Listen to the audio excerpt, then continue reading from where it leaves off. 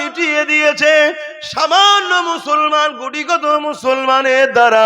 এ যুবকেরা নমরুদকে আল্লাহ মিটিয়েছে গুটিগত মুসলমানের দ্বারা। বদরের জমিনে আবু জেহেল উতবা সাইবার মতো বিশাল বাহিনীকে আল্লাহ পাক নেস্তেনাবুদ করে দিয়েছে গুটিগত মুসলমানের দ্বারা। মাত্র 313 জন ছিল, এদের হাতে কারো অস্ত্র ছিল না, অথচ আবু জেহেলের সংখ্যা 1000 ছিল, তাদের হাতে অস্ত্র ছিল, তারা উট ঘোড়ার পিঠে চেপে এসেছিল।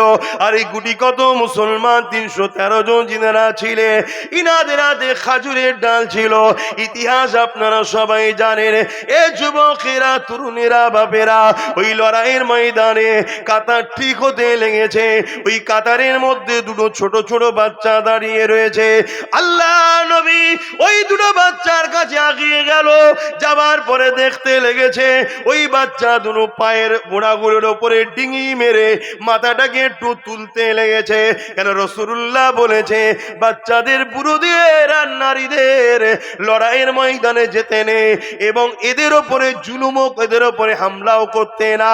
এই যুবকেরা, তরুণেরা, এই দুটো বাচ্চা মনে করতে লেগেছে আমরা ছোট ছোট বাচ্চা, আল্লাহ নবী আমাদেরকে নাও নিয়ে যেতে পারে। এই জন্য পায়ের বোড়াগুলোর উপরে ভর দিয়ে, পায়ের উংলিগুলোর উপরে ভর দিয়ে ডিঙি মেরে ঠেলে মাথাকে হাইট করতে চাইছে, যাতে রাসূলুল্লাহ মনে করে এখনো বড় আমাদেরকে চান্স দিয়ে দেয়। একবার ভেবে দেখো যুবকেরা, তুমি আমি কি করতে লেগেছি। আর সেদিনের মক্কা মদিনার ছোট ছোট বাচ্চা কোনো তারা কি করেছে, একবার তোমাকে আমাকে ভাবতে হবে।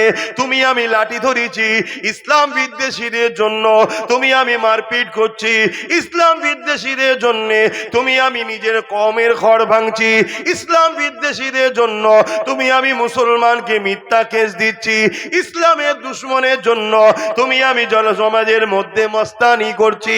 সামান্য ভিক্ষা দেবে জালিম ইসলামের দুশমনেরা, তাদের জন্য আজকে করতে লেগেছি। মনে রেখে দিও, তোমার দ্বারা প্রথম আমাকে মিটানো হবে, তারপরে যখন আমি মিটে যাব তোমার পালা আসবে, সেও কিন্তু তোমাকে মিটিয়ে দেবে। শুনছেন তো? মীর জাফর নাম শুনেছেন তো? প্রথম তাকে দিয়ে সিরাজউদ্দৌলাকে মিটালো। কেন সিরাজউদ্দৌলা পর্যন্ত পৌঁছানো সম্ভব হচ্ছিল না ব্রিটিশদের, তাই মীর জাফরকে দিয়ে সিরাজউদ্দৌলাকে প্রথম মিটিয়ে দিল। সিরাজউদ্দৌলা যখন শেষ, ক্ষমতায় চলে এলো ব্রিটিশ। মীর জাফরকে ডেকে বলছে, হারা, তুই যদি তোর জাত ভাইকে মারতে পারিস, তা আমাদেরকে কি আর ছেড়ে দিবি সুযোগ পেলে? কামানের সামনে দাঁড়িয়ে ওকে মেরে দিল। যেসব মুসলমানরা আজকের এই ব্রিটিশদের দালাল, এদের সাথ দিচ্ছ, এই জালিমদের সাথ দিচ্ছ, মনে রেখে দিও, এদের দ্বারা তোমাদের ঘরে যে ইরা আমাদের পিছনে লড়াচ্ছে, আমাদের উপরে হামলা করাচ্ছে, আমাদেরকে গালিগালাজ দিয়াচ্ছে, যেদিন মিটে যাব আমরা, সেদিন মনে রাখবে এরা তোমাদেরকেও আর প্রয়োজন। কথা মাথায় ঢুকছে? এখনো বোঝো? কেননা দুনিয়ার সবার লক্ষ্য ইসলামকে মিটাতে হবে, দুনিয়ার সবার লক্ষ্য আল্লাহ দিনকে মিটিয়ে দিতে হবে। তাই যুবকদেরকে একটু বুঝাই আমি, কেননা তোমার আমার দায়িত্ব রয়েছে, কিয়ামতের দিনে আল্লাহ পাকের কাছে জবাবটা দিতে হবে। ওরে আমার বান্দারে, হাত দিয়েছিলাম আমি, এই হাতে তুই কি করেছিস বল। ওরে আমার বান্দারে, পা দিয়েছিলাম আমি, এই পায়ে তুই আমার জন্য কি করেছিস বল। ওরে আমার বান্দারে, জবানে কথা দিয়েছিলাম আমি, এই জবানে আমার জন্য কি গুনেছি বল।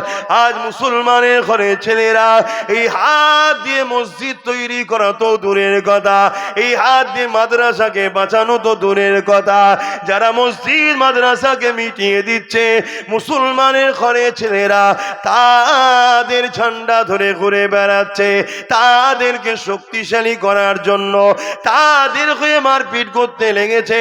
মনে রেখে দিও, কিয়ামতের দিন আল্লাহ পাক কিন্তু তোমাকে এই হিসাবটা নেবে, ছাড়বে না। এই কথাগুলো আমার কমকে ভাবানো দরকার আছে না নাই? আজকে মাদ্রাসা ভাঙা হচ্ছে না হয়নি? কথা বলুন, কারা ভাঙছে? কথা বলছো না, কারা ভাঙছে বলবেন? এই তো বললেন ভাঙা হচ্ছে, কারা ভাঙছে? কেন্দ্রের বিজেপি সরকার মাদ্রাসা ভাঙছে, ভাঙছে না ভাঙেনি? কথা বলছো না তো। আর আমাদের রাজ্য সরকার মাদ্রাসা বাঁচাচ্ছ তো, কথা বলছো না?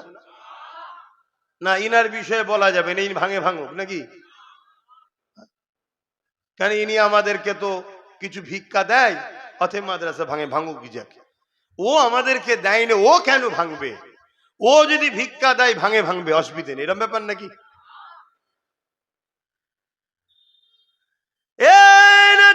তরুণেরা যারা আমার মাদ্রাসা দুশ্মন, তারা আমাদের দুশ্মন, যারা আমার মসজিদের দুশ্মন, তারা আমার দুশ্মন। এই আকীদা আমাদেরকে তৈরি করতে হবে।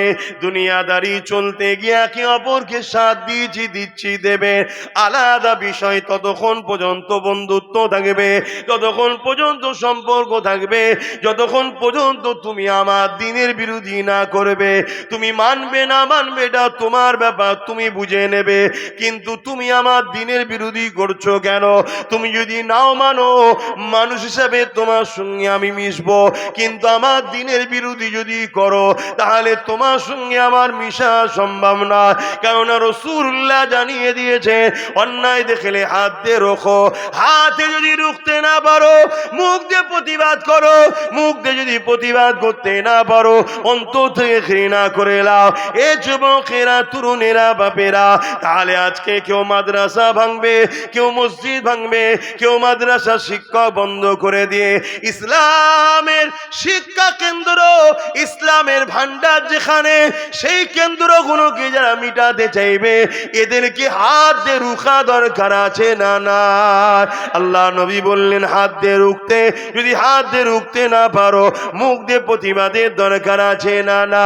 যদি মুখেও প্রতিবাদ করতে না পারো, আল্লাহ নবী বললেন অন্তর থেকে ঘৃণা করে দূরে সরে যা। যদি ঘৃণা করে দূরে সরে যাবার কথা নবী আমার যখন বললেন, আল্লাহ নবী বললেন এই ঈমানটা হলো বড় দুর্বল। কোন ঈমানটা দুর্বল? অন্তর থেকে ঘৃণা করে সরে যাওয়া। কিন্তু ঈমান আছে, কিন্তু দুর্বল ঈমান। তাহলে এ ক্যাটাগরির ঈমান কি? মসজিদ মাদ্রাসা কেউ ভাঙছে, হাত দিয়ে রোখো। শুনছেন? যদি হাতে রুখতে না পারো, মুখ দিয়ে প্রতিবাদ করো। যদি মুখ দিয়ে প্রতিবাদ করতে না পারো, অন্তর থেকে ঘৃণা করো। যদি ঘৃণা করো, তারও ঈমান আছে, কিন্তু হাত দিয়ে যে রুখছে তার মতো নয়, মুখ দিয়ে যে প্রতিবাদ করছে তার মতো নয়, কিন্তু ঈমান আছে। কিন্তু কেউ যদি হাত দিয়ে প্রতিবাদ না করে, মুখ দিয়ে প্রতিবাদ না করে, অন্তর থেকে ঘৃণা না করে মসজিদ মাদ্রাসা দুশ্মনকে সাপোর্ট করে, তার কি ঈমান আছে? এই কথাটা আব্বাস সিদ্দিকীর বলাতে অনেকের কষ্ট হচ্ছে। কার? মুসলমানের। তাহলে এ মুসলমানটা মোমেন না মুনাফিক? এই যে হাতের তালুতে ঈমান রাখা, আগুন রাখার থেকে কষ্ট। আর আজ আমাদের মুসলিম সমাজের কিছু লোক আছে, আমাদের ঈমান কোথায়? যে না সবই ঠিক আছে, মাদ্রাসা ভাঙছে ভাঙুক গে যাক, আমাকে 50,000 1 লাখ দিলেই হবে, এরম আছে না? নাই। তারা আমার কথা ভালো নজরে নেবে? মাদ্রাসা ভাঙছে ভাঙে যাক, আমাকে একটা গাড়িতে দিলেই হয়ে যাবে, কি একটু বাড়ি করে দিলে, কি কোনো জায়গায় জায়গাতে দিলে, কি একটু আলো লেগে দিলে গাড়ির উপরে, ব্যাস আমি খুশি। মাদ্রাসা যাচ্ছে যাক না। বলুন আপনারাও কি তাদের দলে?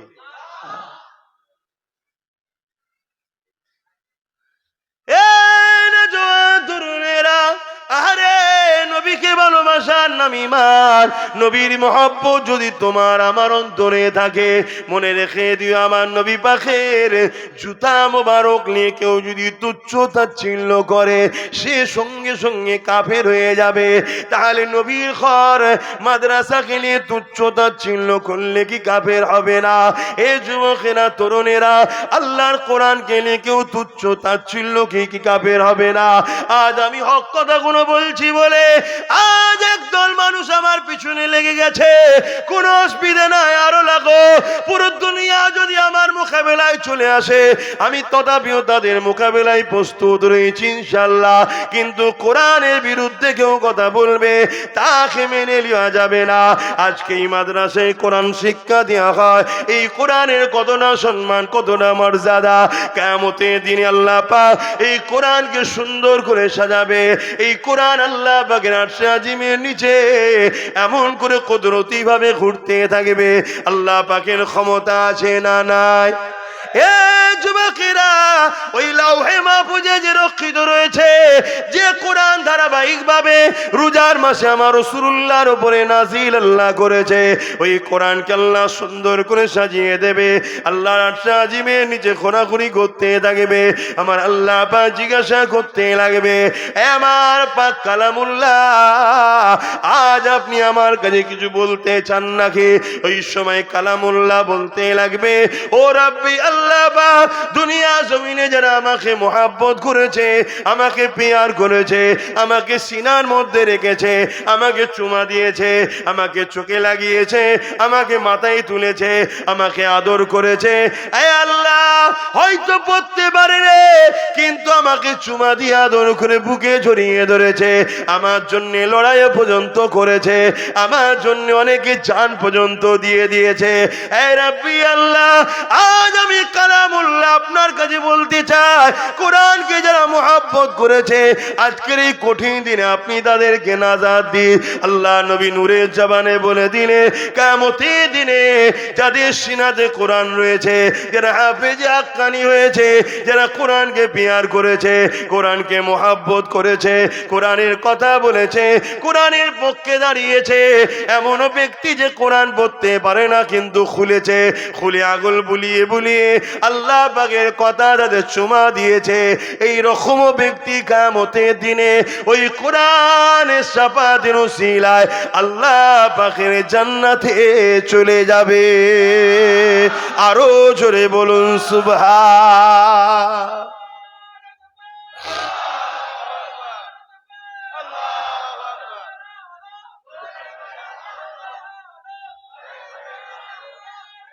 আল্লাহ, তাহলে বলুন আপনার কোরআনের পক্ষে না বিপক্ষে? আপনারা কারা কোরআনের পক্ষে একটু হাত তুলে সাক্ষী দেন। কোরআনের পক্ষে আপনারা? আলহামদুলিল্লাহ। তাহলে কোরআনের পক্ষে যখন আপনারা বলছেন, তাহলে কেউ যদি বলে কোরআন মিটে যাবে, আমার উন্নয়ন মিটবে না, এ কথাটা সে ঠিক বলেছে না ভুল বলেছে? তার ক্ষমা চাওয়া দরকার আছে না নাই? যদি ক্ষমা না চায়, তাহলে তার সাথ কি কোন কোরআনের পক্ষের লোক দিতে পারবে? আমার কথা আপনারা বুঝতে পারছেন? যদি ক্ষমা চেয়ে এলে আলাদা কথা, ভুল হতে পারে, মানুষের বলতে গিয়ে ভুল হয়ে যেতে পারে, তার ক্ষমা চাওয়া দরকার আছে না নাই? যদি ক্ষমা না চায়, এরপরও কোন মুসলমান যারা কোরআনের পক্ষে দাবি করছে, তারা কি তার সাথ দিতে পারবে? যদি সাথ দেয়, কোরআনের পক্ষে থাকা দাবিটা আর সত্য বলে মেনে নেওয়া যাবে না।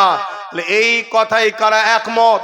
ও যদি ক্ষমা না চায়, ওর সাথ আমরা দেবো না। কে কে সাথ দিতে আমার সঙ্গে একমত? হাত তুলে দেখান, হাত লম্বা করে তোলেন। আল্লাহর দেখছে কিন্তু, ধোকা দিচ্ছেন না তো? এই মজলিসে বসে ধোকা দিচ্ছেন না তো? হাত নামান। আপনারা যদি সত্যি কোরআনকে ভালোবাসেন, তাহলে সংগঠিত হন, ওর ঘাড়কে ক্ষমা চাইতে হবে। আর আপনারা যদি দালালি করেন, সামান্য ভিক্ষায় ওদের কাছে যদি বিক্রি হয়ে যান, আজ জমানে বলেছে কোরআন শেষ হয়ে যাবে, কালকে কোরআনকে সত্যি মিটাবার জন্য মাদ্রাসাগুলোকে এরা ব্যান্ড করে দেবে। আর মাদ্রাসা যখন থাকবে না, কোরআন তখন পড়াবেন কোথায়? যেমন চীনের বুকে কোরআন রাখলে তাকে বন্দী করা হয়, এরাও আগামী দিন করবে। এর জন্য দোষী আপনারা হবেন। আর আপনারা যদি আজকে সংগঠিত হন, যে ক্ষমা যদি না চাও, তাহলে তোমার সাথ আর দিতে পারছি না। কেন? তোমার সাথ দিলে আমাদের ঈমান থাকবে না। কেন? তুমি যে কথা বলেছো কোরআনের বিরুদ্ধে বলেছো। অতএব কোরআনের বিরোধীকারীকে সাপোর্ট করা ঈমানদারের কাজ হতে পারে না, পারে না, পারে না। এই কথাগুলো বলে দেওয়া দরকার আছে না না? বলে দিলে যারা মুসলিম শরীয়তে মুনাফিক আছে, তাদের সমস্যা হচ্ছে। হুজুর কি আর পাসনি? আব্বাসকেই করতে হবে দাও। হুজুর কি আর নেই? এলে ফিতনা হবে। আর পুলিশকে যে বলছে এলে দাঙ্গা হবে। আচ্ছা, এখানে দাঙ্গার কি কথা হচ্ছে? আ? দাঙ্গা তো নেতারা লাগায় নিজেদের রাজনীতির রুটি শক্ত করবে বলে। দাঙ্গা কোনো সাধারণ মানুষ করে না। কেউ ফিতনা চাই না, সে মুসলিম হোক আর হিন্দু হোক, সবাই সুখে শান্তিতেই থাকতে চায়, মানুষে মানুষে মিলেমিশে থাকতে চায়। কিন্তু নেতারাই কলকাঠি লাগিয়ে দেয়। কেন? দাঙ্গা না হলে তাদের ঠিক রুটি শাঁকা হবে না, গরম না হলে হয় না। তাহলে বলুন, আব্বাস সিদ্দিকীর অজে অসুবিধে হচ্ছে?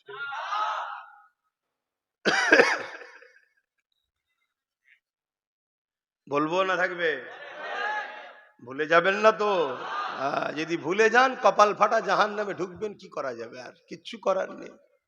খোলাখুলি কথা আমার কাছে। বাপ, তুমি ভাবছো আমি নামাজ পড়ি তো, আমি হজ করি তো? নামাজ তো আব্দুল্লাহ ইবনে উবাইও করেছিল, হজ তো আব্দুল্লাহ ইবনে উবাইও করেছিল। রাইসুল মুনাফিক আব্দুল্লাহ ইবনে উবাই, নাম শোনেন না? একটু বলবো? এই যুবকরা শুনবে? হ্যাঁ, শোনো। আহা, আল্লাহ নবীর পিছনে ইক্তেদা করে নামাজ পড়তো। মদিনা নববী শরীফে রসুল ইমাম, আর নবী পাকের পিছু পিছু সোজাসুজি দাঁড়াতো, অন্য কাউকে দাঁড়াতে দিত না। সরো, আমি দাঁড়াবো। দাঁড়িয়ে গিয়ে নামাজ পড়তো। আল্লাহ নবী জিহাদে যেতেন, ও সাথে যেত। আল্লাহ নবী হজ করতে গেছেন, ও হজ করতে গেছে। আল্লাহ নবী দ্বীনের কথা বলতেন, কোরআনের কথা বলতো, বসে বসে শুনতো। আল্লাহ নবী রোজা রাখতেন, ও রাখতো। আল্লাহ নবীর সঙ্গে ইফতার করেছে, আল্লাহ নবীর হাতে হাত দিয়েছে, দাড়ি রেখেছে, টুপি পরেছে, পাগড়ি পরেছে, জুব্বা পরেছে। কিন্তু কোরআন ঘোষিত জাহান্নামী হয়েছে। কারণ কি? হযরত আবু বকর সিদ্দিককে জিজ্ঞাসা করা হয়েছে, এ আবু বকর সিদ্দিক, আপনিও নামাজ পড়েন, আব্দুল্লাহ ইবনে উবাইও নামাজ পড়ে। এ আবু বকর, আপনিও রোজা রাখেন, আব্দুল্লাহ ইবনে রোজা রাখে। এ আবু বকর সিদ্দিক, আপনারও দাঁড়িয়ে আছে, আব্দুল্লাহ ইবনে উবাইয়েরও দাঁড়িয়ে রয়েছে। এই আবু বকর সিদ্দিক, আপনি হজ করেছেন, আব্দুল্লাহ ইবনে উবাইও হজ করেছে। এই আবু বকর সিদ্দিক, আপনি জিহাদে গেছেন, আব্দুল্লাহ ইবনে উবাইও জিহাদে গেছে। এই আবু বকর সিদ্দিক, আপনার দাড়ি টুপি জুব্বা পাগড়ি আছে, আব্দুল্লাহ ইবনে উবাইয়ের দাড়ি টুপি জুব্বা পাগড়ি আছে। হে আবু বকর সিদ্দিক, আপনি জান্নাতি দুনিয়া থেকে সার্টিফিকেট পেয়েছেন, আর আব্দুল্লাহ ইবনে উবাই কোরআন ঘোষিত জাহান্নামী হয়ে গেছে। এর কারণটা কি? হযরতে আবু বকর সিদ্দিক বলল, ওর যা আছে আমার তাই আছে, আমার যা আছে ওর তা নাই। ও নামাজ পড়ে, আমিও পড়ি, ও রোজা রাখে, আমিও রাখি, ও হজ করে, আমিও করি, ওর দাড়ি টুপি আছে, আমারও আছে, ও রাসূলুল্লাহর সাথে জিহাদে গেছে, আমিও গেছি। এই দিক দিয়ে ওর যা আছে আমারও তাই আছে, কিন্তু আমার যা আছে ওর তা নাই।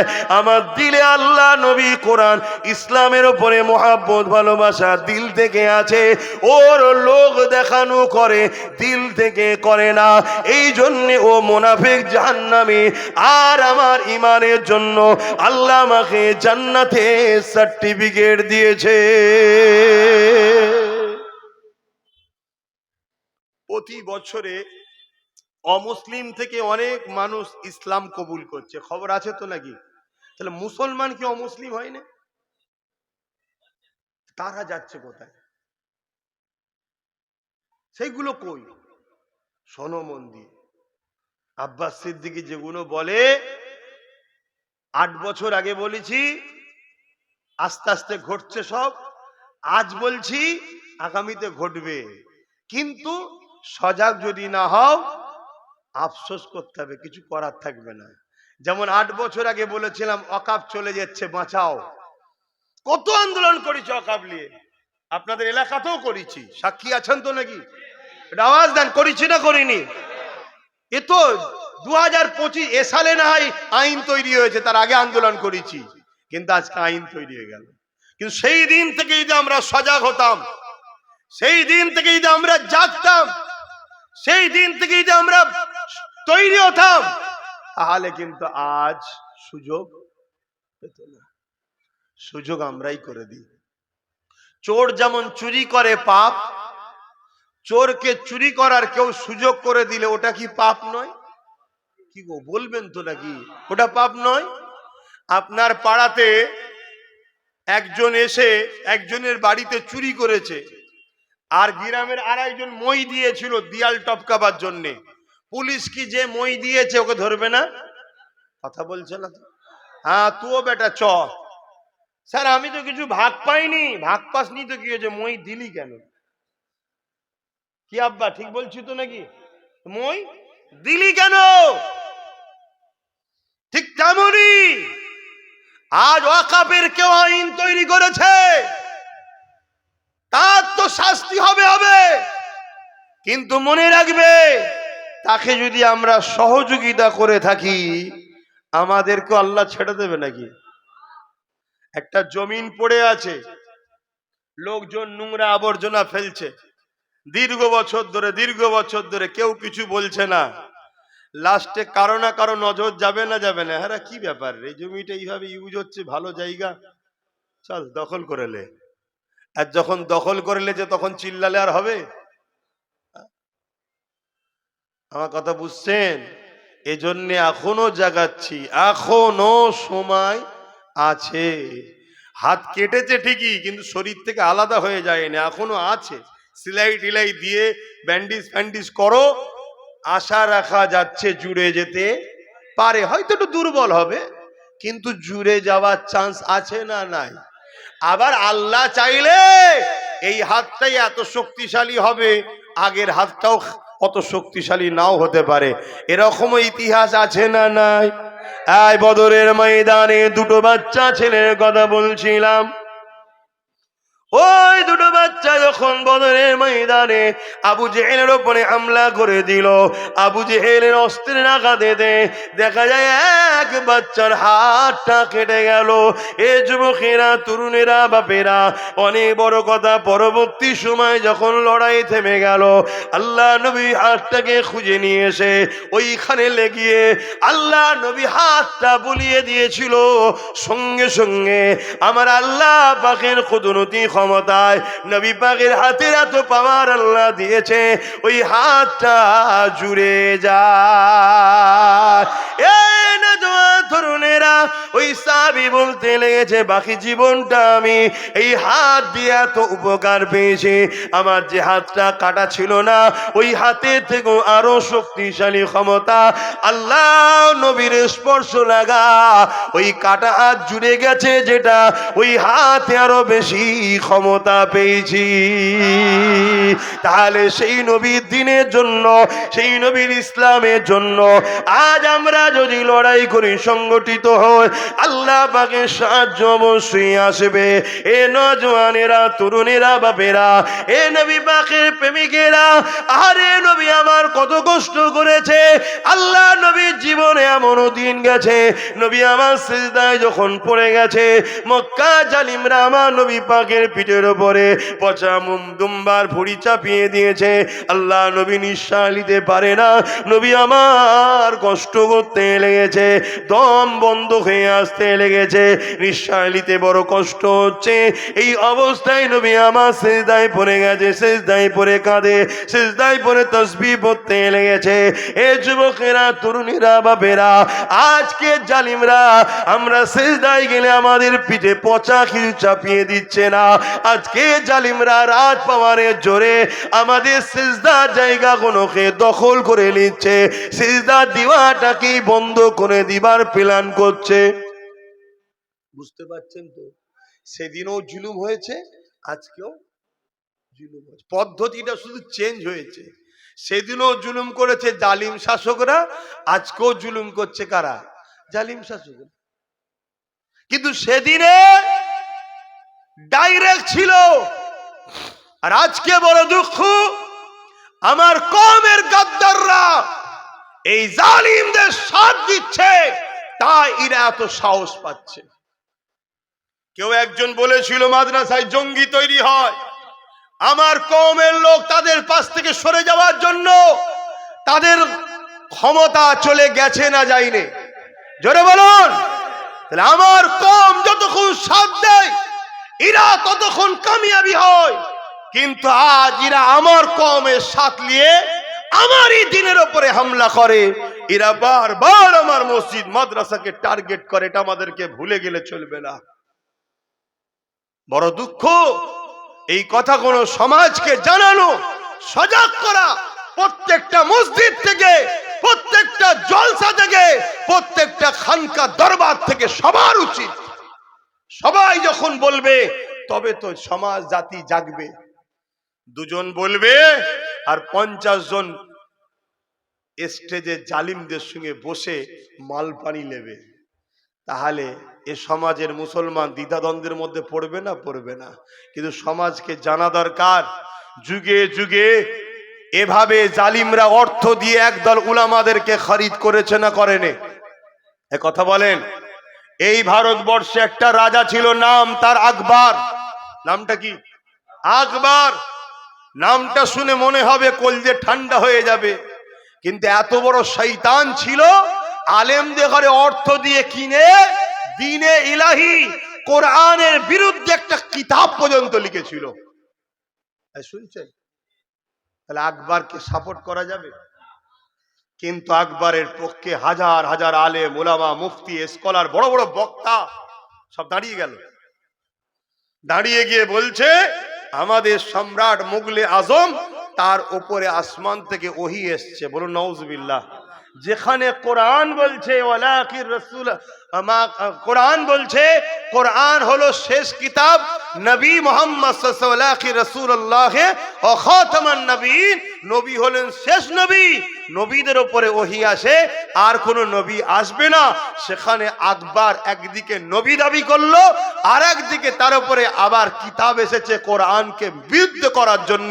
তারও পক্ষে উলামারা কথা বলেছে, হ্যাঁ কি না? তাহলে আজকের আকবরের মতো যারা জালিম আছে, ইসলাম বিরোধী, এদের পক্ষ দাড়িওয়ালা টুপিওয়ালা উলামা পাওয়া যেতে পারে না? পারে না?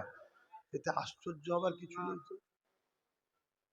কিন্তু সেদিন মুজাদ্দেদ আল-পেশানি তিনি লড়াই শুরু করলেন আকবরের বিরুদ্ধে। মুজাদ্দেদ আল-পেশানির উপরে আকবর কত জুলুম করেছে, কত অত্যাচার করেছে, কিন্তু মুজাদ্দেদ আল-পেশানিকে দমাতে পারেনি। মুজাদ্দেদ আল-পেশানির দ্বারা আল্লাহ ভারতের মুসলমানদের ঈমানকে বাঁচিয়েছে, আকবরকে জাহান্নামে পাঠিয়ে দিয়েছে। শুনছেন? আবার এই যে জাহান্নামে চলে গেছে, জান্নাতে চলে গেছে, এই ডাইরেক্ট বলাতে আবার অনেকের আপত্তি হচ্ছে। কে জান্নাত যাবে, কে জাহান্নামে যাবে, উনি কি ঠিকালে বসাছে? আরে আমি কোথায় ঠিকালি? আমি কি জান্নাতে দিয়েছি বললাম? আমি বললাম আমি জাহান্নামে দিয়েছি? না, আল্লাহ দিয়েছে। আপনি জানলেন কি করে? আল্লাহর কোরআন আমায় জানিয়েছে, আল্লাহর নবী মুহাম্মদ সাল্লাল্লাহু আলাইহি ওয়াসাল্লাম জানিয়েছে হাদিস পাকে।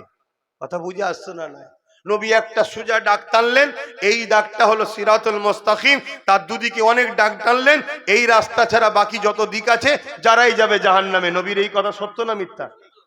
তাহলে যারা কোরআনের বিরুদ্ধে যাবে, কোরআনকে মিটাবার জন্য নতুন কিতাব তৈরি করবে, তাদেরকে যারা জান্নাতি ভাববে, তারাও ওদেরই কাতারেই জাহান্নামে যাবে, কোনো সন্দেহ নাই। কথা বুঝে আসছে না? নাই। আজকে হঠাৎ করে দেখা যাচ্ছে এজিদকে বাঁচাবার জন্য একদল মোল্লা মুলি সাহেব বেরিয়েছে। এই শুনছেন? এজিদ রহমাতুল্লাহ, আরে তোমরা বাংলার মানুষ অনেক শান্তিতে আছো দাদা হুজুরের ওসিলায়। কারণ রিসেন্ট মুজাদ্দেদ তোমাদের বাংলার লোক, তিনি এখনো তোমাদেরকে যে শিক্ষা দিয়ে আছে, তোমরা এত ফিতনার খবর জানো না। কিন্তু আগে থেকে বলার কারণ কি? এই অসুবিধা হচ্ছে ভাই। আগে থেকে বলার কারণ কি? আগে থেকে বলার কারণ একটা, সেই একটা রোগ বেরিয়েছিল না, মুরগিদের হতো বাট খুলো নাকি, ও পারে হয়েছে, এই পারে ভালো মুরগিকে ইনজেকশন দিচ্ছে। কেন না? ভাইরাস ঢুকে যায়। তা আগে থেকে আমি ঢুকিয়ে দিচ্ছি অ্যান্টিভাইরাস, যাতে ভাইরাস না টাচ করতে পারে। উদ্দেশ্য একটাই, আমার নবীর উম্মত যদি গুনাহ করেও মরে, বেঈমান না হয়ে মরে, আমার নবীর উম্মত যদি নামাজ কাজা করে ফেলে, তওবা করুক, কিন্তু বেঈমান না হয়ে মরে। আমার নবীর উম্মত যদি রোজাও কাজা করে ফেলে, তওবা করুক, বেঈমান না হয়ে মরে। আমার নবীর উম্মত হজ করতে পারে না, আল্লাহর কাছে তওবা করুক, কিন্তু বেঈমান না হয়ে মরে। কেন? বেঈমানের শাফাআত নেই, বেঈমানের নাজাত নেই। আর নবীর উম্মত যদি পৃথিবী পরিমাণও গুনাহ করে মরে, একে জাহান্নামী কেউ বলতে পারবে না যদি ঈমান থাকে। এ নবীর শাফাআত পেয়ে জান্নাতি হয়ে যাবে। জোরে বলুন সুবহানাল্লাহ, আরো জোরে বলুন সুবহানাল্লাহ।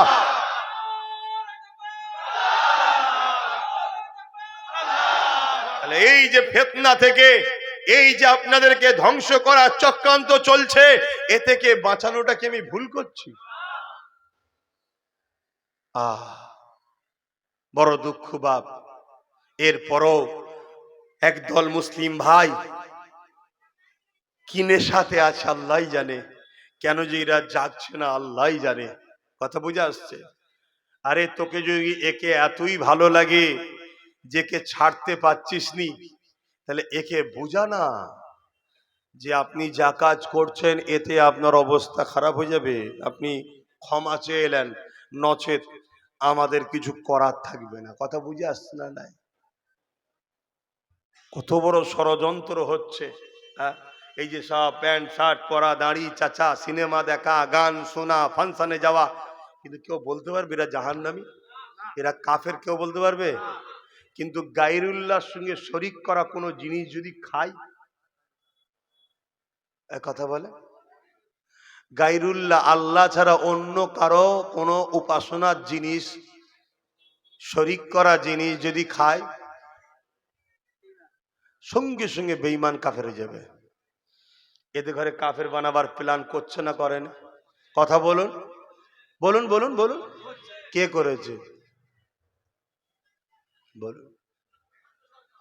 এই কথা যখনই বলে দিচ্ছি, বলছে এটা কি দরকার বলার? ওরে শয়তান, তুই চুপি চুপি আমার কমকে শেষ করে দিবার প্ল্যান করবি, ওটা দোষ নয়, আর আমি বলে দিলে দোষ? হ্যাঁ, বলবো না থাকবে? কথা বলেন, বলবো না থাকবে? দীঘাতে একটা মন্দির হয়েছে জানেন? হ্যাঁ, আচ্ছা, সরকারের কাজ মন্দির মসজিদ করা, মসজিদ তো করে না, যাই হোক মন্দির করা। তারপরও চলো, ও লোকের ধর্ম যেটা, সে তার ধর্ম স্থান করছে, তার হাতে ক্ষমতা আছে, টাকা পয়সাকে নষ্ট করছে, যা পাচ্ছে যেটা ভাল লাগছে করবে, যাক। ও বাবা, খুশিতে আবার রেশনের মাধ্যম দিয়ে প্রসাদ খাওয়াচ্ছে। আচ্ছা বলো তো, আমি যদি একটা কিছু করি আর খুশিতে যদি গরু জবাই করে গোস্ত অমুসলিমদের ঘরে খাওয়ায়, এটা কি উচিত হবে? কেন? সেটা তাদের পছন্দ নয়, তাদের ধর্মে নিষেধ আছে, কিন্তু আমার কাছে জায়েজ আছে। ঠিক তেমন প্রসাদ তাদের কাছে জায়েজ, আমার কাছে হারাম। না যায় না, হারাম, চলবে না, শুনছেন তো নাকি? এবং শিরকি জিনিস, তাহলে সেই জিনিসটা রেশনের মাধ্যম দিয়ে খাওয়াচ্ছে, তাহলে এদের পরিকল্পনা কি? আমাদেরকে ঈমান রাখা না বেঈমান বানানো? যারা আপনাকে বেঈমান বানাতে চায় তারা আপনার বন্ধু না দুশ্মন? হাত তুলে আল্লাহকে সাক্ষী রেখে বলুন, বন্ধু না দুশ্মন? দুশ্মন তো নাকি? হাত নামান, দুশ্মন তো। তাহলে দুশ্মনকে যদি জানার পরও আপনি সাপোর্ট করেন, তাহলে আপনার তো মরণ হওয়া দরকারই আছে। এক কথা শুনছেন না শোনেন না? এবারে বলছেন সবই বুঝলাম ভাইজান, কিন্তু কি করব, ডাকাতের হাত থেকে বাঁচার জন্য চোরের কোলেই থাকছি। হ্যাঁ, ও ডাকাতের হাত থেকে বাঁচার জন্য চোরের সাপোর্ট নিচ্ছিস? ডাকাত আর চোরের মধ্যে কোয়ালিটি কি? ডাকাত পুকুর চুরি করে, চোর মাছ চুরি করে, পার্থক্য কি বলবেন তো? ও সব চুরি করে, এ শুধু মাছটা চুরি করে। কথা বুঝে আসছে না? নাই, কিন্তু চোরই তো একদিন চুরি করতে করতে ডাকাত হয়। আর চোরের সঙ্গে ডাকাতের বন্ধুত্ব থাকে না থাকে না? তা যদি ডাকাতি রুখতে হয়, তো ভালো লোক দিয়ে রোক না, চোরের দ্বারা বিশ্বাস করছিস কেন? যদি তোমার ওইটাই মনে হয় যে ডাকাত রুখতে হবে, তা চোরকে দিয়ে ডাকাত রুকা যায়? হ্যাঁ, কিন্তু আমার কাছে একটা কথা, তুমি ডাকাতকে ভয় করলে আল্লাহর আযাবকে ভয় করবে না? বলো বলো, আল্লাহর আযাবকে ভয় করবে না? আচ্ছা, আমার আল্লাহ যদি ভূমিকম্প দিয়ে তোমাকে আমাকে মেরে ফেলে, তাহলে কে বাঁচাবে তখন? আল্লাহ তো পক্ষে নয় তুমি আমি। তাহলে আল্লাহ যদি তোমাকে আমাকে আযাব দিয়ে মেরে ফেলে, তাহলে ও থেকে বাঁচাবার কার সাথ দেবে? শুনছো? অতএব বাঁচাবার মালিক কে? আওয়াজ দে বলো, কে? মারার মালিক কে? আল্লাহর উপরে ভরসা রাখো, আল্লাহর উপরে ভরসা রাখো, অন্য কারোর উপরে নয়। এটাই তো আল্লাহর পরীক্ষা।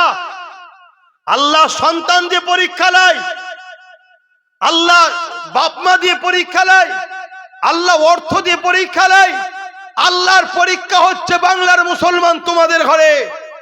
একদিকে বিশাল স্বৈরাচারী অত্যাচারী জালিম শাসক ঢুকার জন্য চেষ্টা করছে, আর একদিকে যাকে আমরা এনেছি তারাই আমার মসজিদ মাদ্রাসার কোরআনের আবার বিরোধী শুরু করেছে। এটা তো বাংলার মুসলমানের ইমানের পরীক্ষা চলছে। এই জায়গায় তোমরা কি ফাইসাল্লা লাও, এটাই পরীক্ষা। যদি আমাকে বিশ্বাস করো তাহলে আমি একটাই কথা বলবো, আল্লাহর উপরে তাওয়াক্কুল করে না ডাকাত না চোর নিজেদের পায়ে দাঁড়াবার চেষ্টা করো। যা কপালে আছে হবে, মৃত্যু তো একদিন না একদিন হবে। কমসে কম আল্লাহকে বলতে পারবো যে আল্লাহ তোমার দুশ্মন সে বড় হোক আর ছোট হোক কারো সাথে যায়নি, তোমার খুশির জন্য জানের পাওড়াও করিনি যে আমাদেরকে মেরে ফেলতে পারে ডাকাত এলে। শুনছেন তো নাকি? কিন্তু তারপরেও তোমার যে কোরআন শেষ হয়ে যাবে বলেছিল, যে মাদ্রাসাকে বোল্ডুজার দিয়ে ভাঙে, যে তোমাকে কি বলে আমাদেরকে হারাম ইসলাম বিরোধী খাদ্য খাইয়ে আমাদেরকে বেঈমান করবে বলেছিল, তার থেকে আমরা মুখ ফুরিয়ে নিয়েছি খোদা শুধু তোমার জন্য। কথা মাথায় ঢুকছে না? ঢোকে নেই। আর এরপরে যদি মনে হয় না আব্বাস সিদ্দিকী তোমার কথা লিখছি না, আমার কোনো অসুবিধা নাই তো, আল্লাহর জাত পাকের কসম করে বলছি অসুবিধে নেই। কিন্তু এনেছেন যখন, মাইক পেয়েছি যখন, বুঝানো ডিউটি আছে, বুঝাচ্ছি। এবারে মানবেন না মানবেন আপনার আর আল্লাহর, আপনি জবাব দেবেন। আমি কেন? আমাকে আল্লাহ ধরবে। তুই কেন বললি না, তুই কেন বললি না যে নবীর উম্মতেরা তোমাদেরকে বেঈমান বানাবার স্লোগান শিখানো হচ্ছে, ধর্ম যার যার উৎসব সবার, এই স্লোগান যে বলবে সে মুশরিক হয়ে যাবে, কাফের হয়ে যাবে। কেন তুই বললি না? আল্লাহ তোমায় ধরবে। যদি বলে অনেক মৌলী সাহেব বলে নে, সে মৌলী সাহেব তার আল্লাহর কাছে জবাব দেবে, আমি কি জানি? এই শুনছেন না শোনেননি? কে বলছে না বলছে সে আল্লাহর কাছে জবাব দেবে। আমি মনে করি তারা হয়তো আল্লাহর ওলি, তাদেরকে আল্লাহ ধরবে না, তাদের হয়তো বাঁচার অনেক রাস্তা আছে, তাই তারা বলে না। আমার নেই, আমি বলছি। কথা বুঝে আসছে না? নাই। কিন্তু আমি যে কথাটা বলছি, কথাটা ইসলামের বিরুদ্ধে যাচ্ছে কি? আগে বলুন। ধর্ম যার যার উৎসব সবার, এই কথাটা বলা যাবে? জোরে বলেন। এই কথাটার বিরোধী মসজিদে হয়, এই কথার বিরোধী জলসাতে হয়, এই কথার বিরোধী কোনো আলেম উলামা করে। এরপরও বলছি যদি না করে, সবার সাবজেক্ট এক নাও হতে পারে, কিন্তু আমি যখন বিরোধী করছি উলামাদের তো উচিত আমার বিরোধী না করা, যে না আব্বাস যেটা বলছে ঠিক বলছে। বলা যাবে? অনেক উৎসব আছে ধর্মকে কেন্দ্র করেই তো উৎসব। যে উৎসব শিরক আছে, শিরক কি আমাদের উৎসব? তাহলে কোথায় আমাদের কিরা শেষ করছে? হ্যাঁ, তুই 1000 টাকায় 500 টাকায় মরা মুরগির বিরিয়ানিতে কাদের সাথে ঘুরছো তোমরা? এটা আমার বোঝানো দরকার আছে না নাই? যখন দেখছে দাদা হুজুরের সিলসিলার মুরিদ তো মনে হচ্ছে ফসকে গেল, সরকার এবার চেষ্টা করছে দাদা পীরের সিলসিলাটাকে মিটাবার। আমার কথা আজ না হলো 1-2 মাসের মধ্যে আপনি বুঝে যাবেন, 1-2 মাসের মধ্যে বুঝে যাবেন আমার কথা। সরকার যখন দেখে নিয়েছে দাদা পীরের সিলসিলার মুরিদদের তার ধরা যাচ্ছে না, ও তো সব মুখ ঘুরিয়ে নিচ্ছে। শুনছেন না শোনেন? তখন নতুন করে প্ল্যান করছে যে আরো তো অনেক সিলসিলা আছে, সেই সিলসিলাগুলোকে অর্থ দাও, সেই সিলসিলাগুলোকে প্রমোট করো, সেই সিলসিলাগুলোকে সহযোগিতা করো, তাদেরকে তোলো, দাদা পীরের সিলসিলাকে মিটিয়ে দাও। আমি এতটুকু আপনাকে বলে যেতে পারি, দাদা পীরের সিলসিলা হচ্ছে কবুলিয়াতের সিলসিলা। চামচিকে যদি পাহাড়ে ধাক্কা দেয়, চামচিকের বুঁচো মুখ আরো বুঁচো হয়ে যাবে, পাহাড়ের কিচ্ছু হবে না।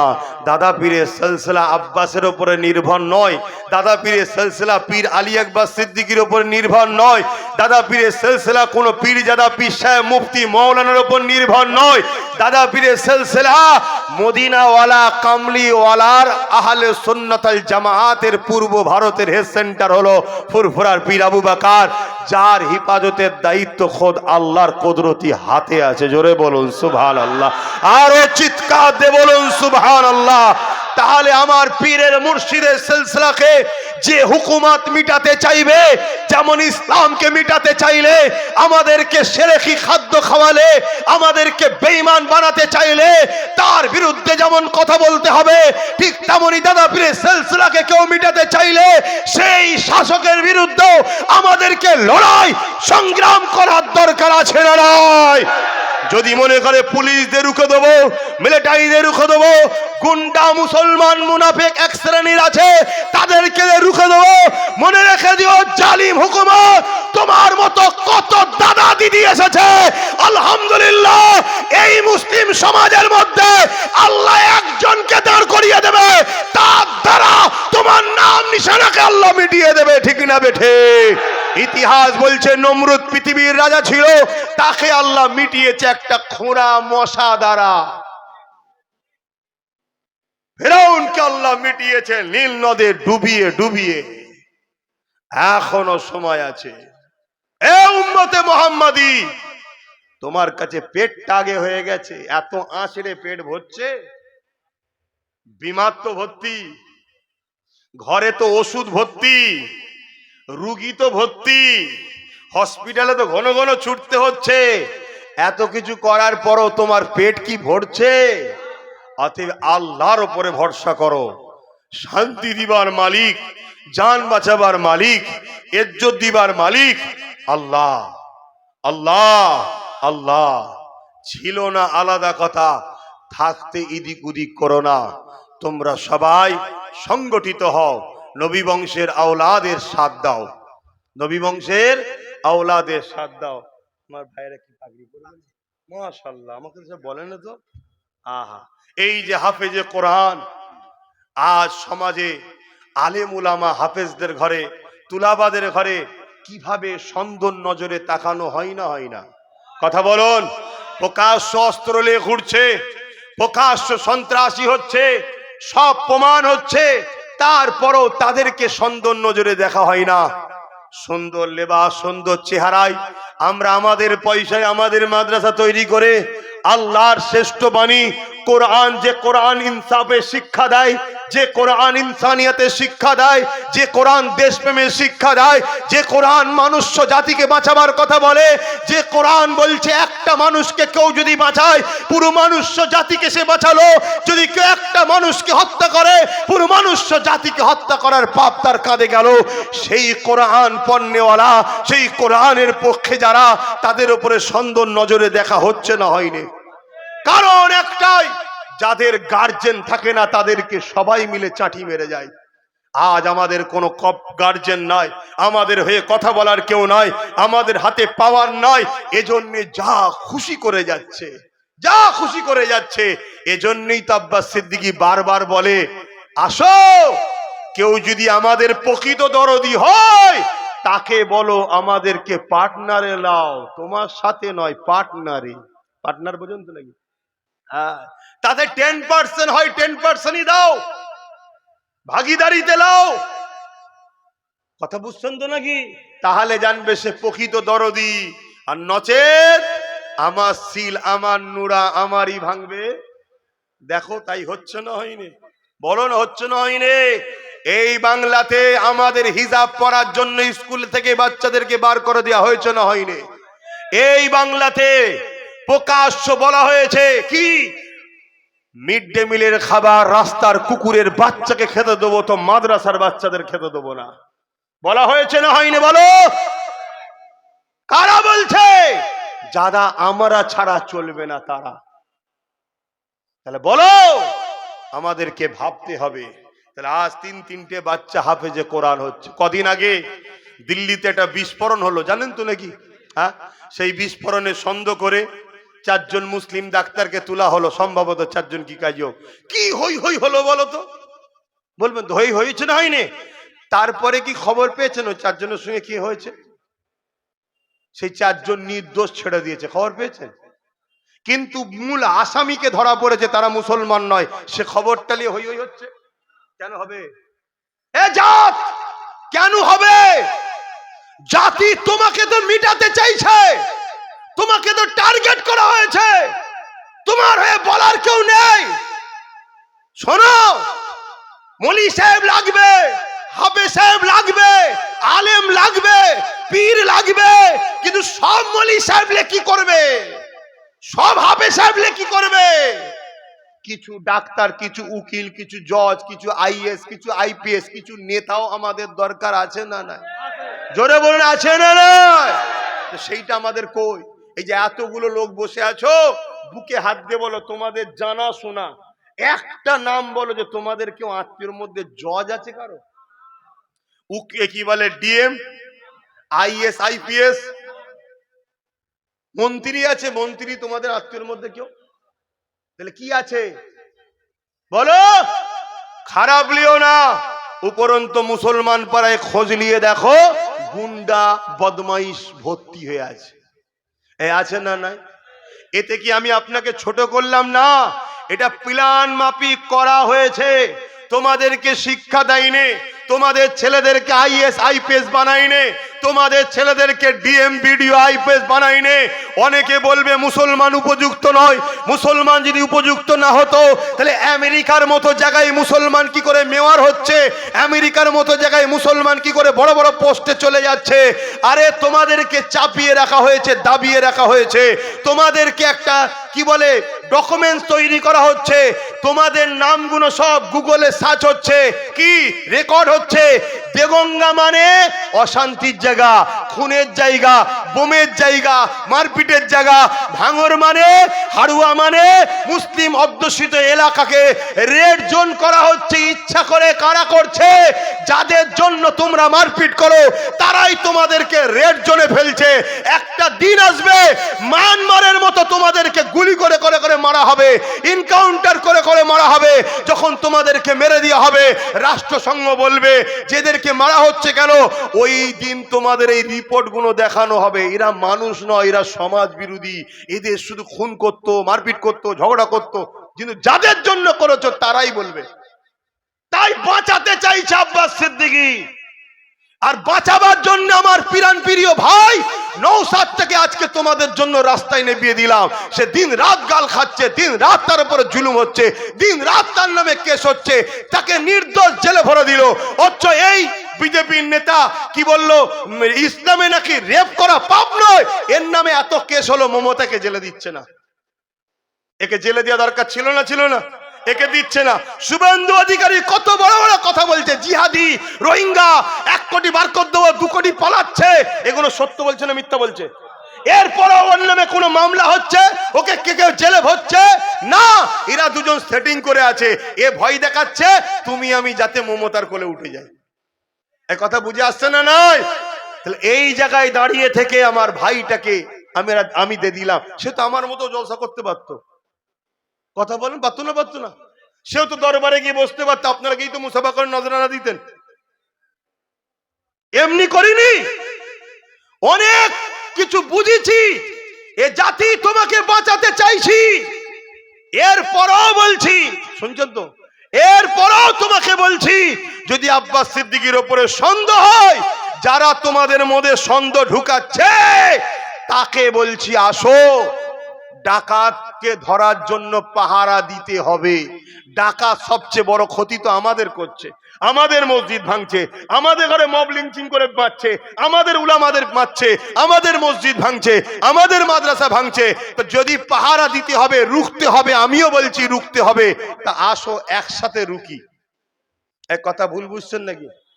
একসাথে রুকা দরকার আছে না নাই? এক কথা বলুন। একটা ঘরে কাউকে দায়িত্ব দিয়েছেন, 1 মিনিট, একটা ঘরে কাউকে দায়িত্ব দিয়েছেন, 15 বছর ধরে চালাচ্ছে, শুধু ডাকাত ঢুকছে বেরোচ্ছে, তাহলে পাহারাদারের উপর সন্দেহ হতে পারে না? পারে না? তাহলে পাহারাদারকে যদি অপশন দেওয়া হয়, চলে আসো, তোমার 100টা লোক থাকবে, আমার কমসে কম 20টা তোমার লোক থাকবে তোমার সাথে, এই অসুবিধা আছে? তাহলে তুমি কি সেটিং করছো আমি জেনে যাব। তখন বলছে না না না না না, লিয়া যাবে না। ও, আমাদের সবটা ভাল লাগে, আর আমাদের ছেলেরা যখন তোমার সাথে পাশে চেয়ার লাগাবে তখন নাক ছিটকাচ্ছ না। এগুলো বোঝো, যদি না বোঝো আগামী দিন যে ভয়ানক দিন আসছে তোমাদের জন্য, তখন বুঝতে পারবে হাড়ে হাড়ে। এই যে এসআইআর ছোট্ট একটা কথা বলে যাচ্ছি, ফর্ম জমা দিয়েছেন? কি গো, জমা দিয়ে দিয়েছেন তো? আমিও জমা দিয়ে দিয়েছি, বিসমিল্লাহ বলে দিয়ে দিয়েছি, যা কপাল আছে হবে, যা। আমি তো জানিও নি কচুপুড়া কি হচ্ছে ভেতরে, আমার জানা আছে? আর না জমা দিলে যদি ফেসে যায়, ধরেন যে জমা দিল না তার নাম বাদ পড়ে গেল, হতে পারে তো নাকি? তা জমা দিতে হবে তো, আর দিয়েও যদি ফেসে যায় তাও জানি না। চলো আল্লাহ ভরসা, দিয়ে দিয়েছি, কথা বুঝে আসছে। তবে এতটুকু জানি, থাকলে একসাথে থাকবো, যেতে হয় একসাথে যাব। রাজি আছেন তো নাকি? ঠিক বলছেন তো? হ্যাঁ, আমি আপনাদের সাথে আছি, আপনারা আমার সাথে আছেন তো নাকি? হ্যাঁ, থাকতে হয় একসাথে থাকবো, যেতে হয় একসাথে যাব। তবে যেতে যখন হবে ছেড়ে কাউকে যাব না, এটা মনে থাকবে তো? ছেড়ে কাউকে যাব না, অত সহজ না। অনেক রক্তের বিনিময়ে দেশ স্বাধীন করেছি আমরা। তুমি কোন লাট সাহেবের বেটা এসে গেছে, এটা মনে রাখবেন। তবে একটা কথা বলে যাচ্ছি, আচ্ছা এই এসআইআর বাংলাদেশ থেকে মুসলমান ভারত পশ্চিম বাংলায় ঢুকেছে ঘুষপেটিয়া, তাদেরকে তাড়ানো হবে, এই কথাটা বাংলায় সর্বপ্রথম কে আওয়াজ তুলেছিল? জোরে বলেন। আরে শুভেন্দু তো জুম্মায় জুম্মায় এক সপ্তাহ চিল্লাচ্ছে, আগে তো বসে ইফতার খেত। আবার আগে ইফতার খেতে দেখেন না, মাথায় রুমাল বেঁধে যেন মনে হচ্ছে টাটকা মুলি সাহেব এসে বসে ইফতার খেচ্ছে। এখন আর ভাল লাগে না ইফতার, কথা বুঝছেন তো নাকি? তো ও তো এক সপ্তাহ চিল্লাচ্ছে। 2003-4-এ খেয়াল করে দেখুন, স্পিকারের মুখে কাগজ ছুড়ে দিয়েছিল যে বাংলায় ঘুষপেটিয়া মুসলমান ঢুকেছে, বার করতে হবে। যদি এসআইআরে কোনো মুসলমানের নাম বাদ যায়, মনে রেখে দিও এর জন্য মোদিও দোষী, দিদিও দোষী। ও অফিসার নিয়োগ করেছে, এই কি বলে বার করতে চাইছে, ইনি অর্থ অফিসার দিয়েছে। কথা মাথায় ঢুকছে? এটা মাথায় রেখো। তো যাক, সময়ের দিকে খেয়াল করছি, আমাকে আবার নামাজ হবে, ভাইয়েরা পাগড়ি পড়বে। আমি যে কথাগুলো বললাম কারো কষ্ট হলো?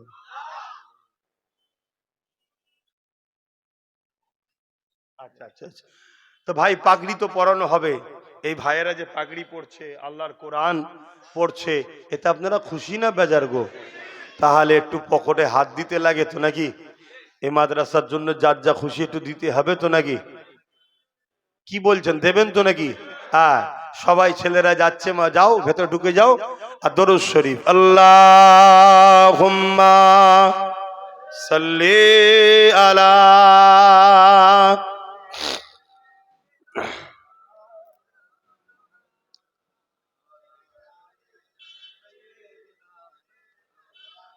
ভাই আপনাদের মধ্যে কি এই প্রশ্নটা জাগছে যে ভাইজান সবই ঠিক আছে, আপনি ধর্মসভায় এসে সব কথা বলছেন কেন? প্রশ্ন জাগছে কি? আচ্ছা কারো কি জাগছে? যদি জাগে, না বলতে পারেন, আমি একটু উত্তর দিচ্ছি, একটু শোনেন। শুনছেন শুনছেন শুনছেন? আচ্ছা আপনাদের মধ্যে এই প্রশ্ন জাগে না যে আব্বাস সিদ্দিকী ধর্মসভায় এসে এ কথা বলছে কেন? এ প্রশ্ন যদি জাগে, আপনাদের এটা মনে হয় না যে আপনারা রাজনীতির নেতা, রাজনীতি করুন, আপনারা আমার মসজিদ মাদ্রাসা কবরস্থান ইসলামের বিরোধী করছেন কেন? এই প্রশ্নটা জাগে না? এক কথা বুঝছেন না, বোঝেন না? অনেকে বলে ধর্মসভা ছেড়ে দিয়ে ডাইরেক্ট আসো দেখি। আমি তাদেরকে বলছি, তোমাদের যদি দম থাকে রাজনীতির পাওয়ার ছেড়ে দিয়ে ডাইরেক্ট মসজিদ মাদ্রাসার বিরুদ্ধে আসো দেখি। শুনছেন তো নাকি? আসো, তোমার অবস্থাটা এজিদের মতো করে দেবো আমরাও। এক কথা বুঝছেন না, বোঝেন না? তোমার অবস্থা আবু জেহেলের মতো করে দেবো আমরা। কি পারবো না? পারবো না? হাত তুলে বলুন দম আছে না নাই? একটু আওয়াজ দেন না। আরে তাকবীর, আরে দিল খুলে বলুন নারে দিবে। দ্বীন ইসলাম, দ্বীন ইসলাম, কোরআন ও সুন্নাহ, কোরআন ও সুন্নাহ, নারে দিবে। আল্লাহ ছাড়া কাউকে ভয়, আল্লাহ ছাড়া কাউকে ভয়, আল্লাহ ছাড়া কাউকে ভয়, আল্লাহ ছাড়া কারো কাছে সাহায্য, আল্লাহ ছাড়া কারো কাছে সাহায্য, আর নবী ছাড়া কাউকে দিল, নবী ছাড়া কাউকে দিল দেবো না। কেন? এই দিলের মালিক নবী, জানের থেকেও কাছে নবী। জোরে বলুন সুবহানাল্লাহ। অন্য কাউকে দেবেন না। আব্বাসকে ভালোবাসেন, নবীর জন্য ভালোবাসবেন। কথা মাথায় ঢুকছে? মাথায় রাখবেন। তো যাই হোক, এখন আমি একটুখানি ভাইদেরকে পাগড়িটা পরিয়ে দিই। আপনারা সকলে দরুদ শরীফ পড়েন একবার। আল্লাহুম্মা